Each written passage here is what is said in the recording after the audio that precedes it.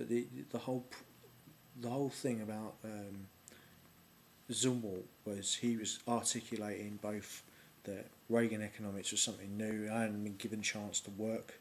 Obviously, Carter was such a terrible president before that his way of doing things wasn't working, so the Americans switched like that to something else.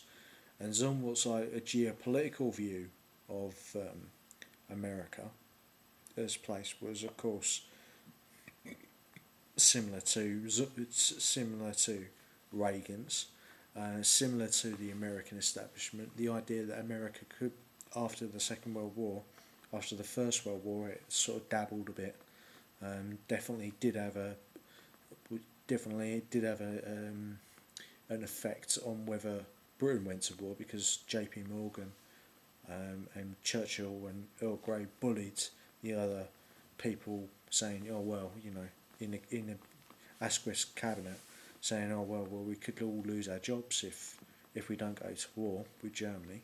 But of course, all those people were slaughtered for financial cannibalism, basically, of people's economies, rendering soldiers down into tradable assets for war profiteers like Churchill to strip. So the geopolitical view was that America had to assume the mantle of the British, that the British were leaving, of the British Empire receding, and take up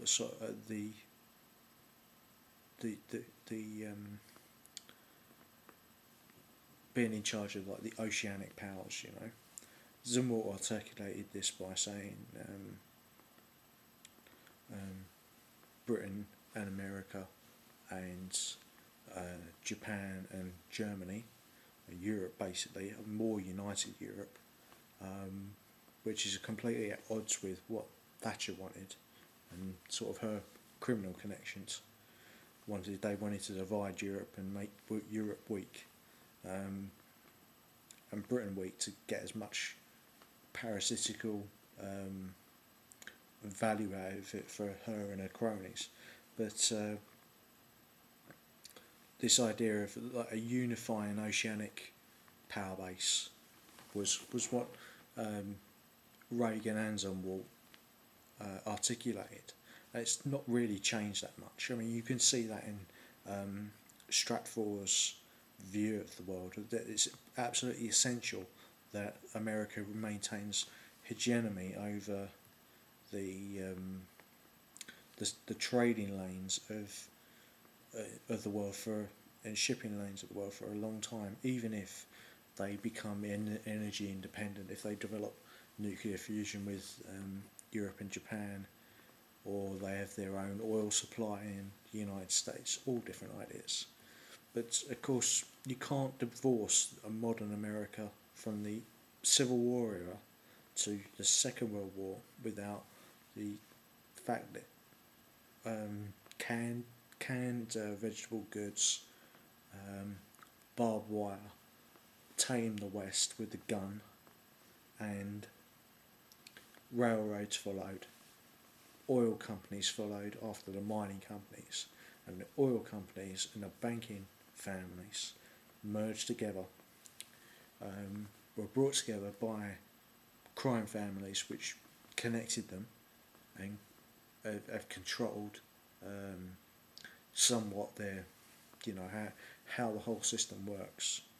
You see this mirrored again and again, where American involvement with, particularly with Saudi Arabia, because of the kinds of people that those people in criminal families tend to make alliances with, are usually other criminals, no matter what kind of religion or ethnicity they are. Thieves of the same feather flock together. So there's that view of by the American public. The Republican Party is some sort of dubiousness about it. It is something of the night, so as they would say about the British Conservatives. when they said when you see like MSN, they often picture the GOP meeting in a haunted house on the hill, so and when you've got people using phrases, as I said, from the founding fathers like Newt Gingrich saying, "I pledge to you my sacred honour," to use as a bluster, to get people on his side. A pretty disgusting guy, really. Left his wife when she had cancer, went with another woman when she got ill, left her while having an affair with another. I mean, pretty disgusting people. But it doesn't really, beyond the fact that they're choosing these kind of disgusting characters like him and Dick Cheney with his involvement with the Halliburton, Exxon, Mobile crime family and everything else. He's just like a business associate of them. It's all the things that basically Ron Paul wants to get away from.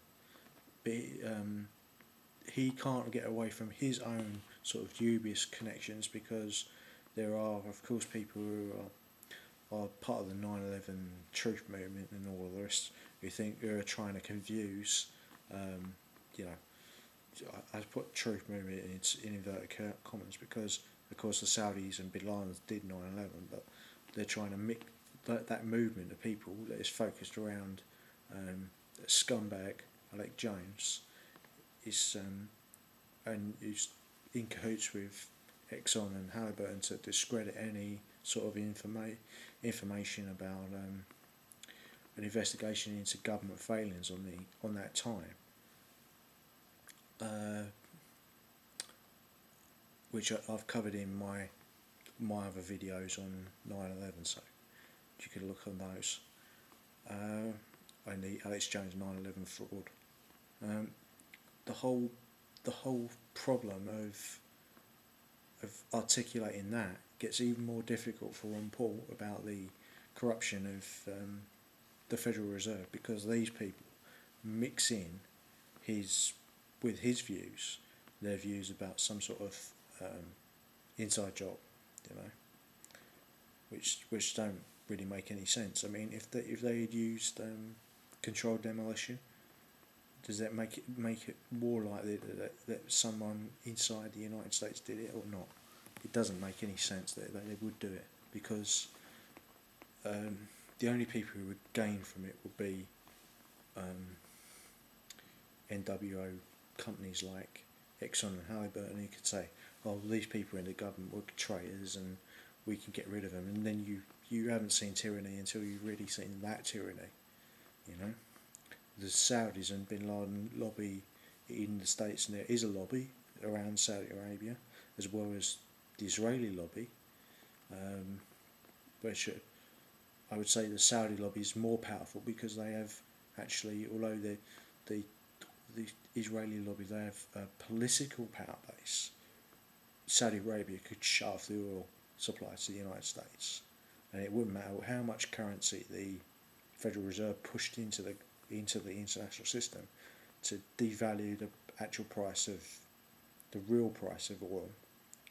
It would go up nominally through the roof, but wouldn't make any sense. It's the actual, if the 9/11 truth movement were gained the upper hand, it would open the door to tyranny rather than close the door. So you got the Saudis and Bin Laden's build buildings as big as the Twin Towers and everything else, and WCT, and they demolish them. It doesn't make any sense to blame Americans for that. But of course, this thing overshadowed the entire Bush presidency, the second Bush presidency, and so you've got a new start for the Republicans.